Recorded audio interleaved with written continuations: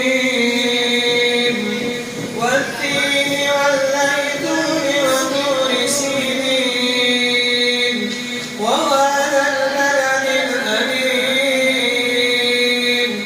لقد خلقنا الإنسان في أحسن تقويم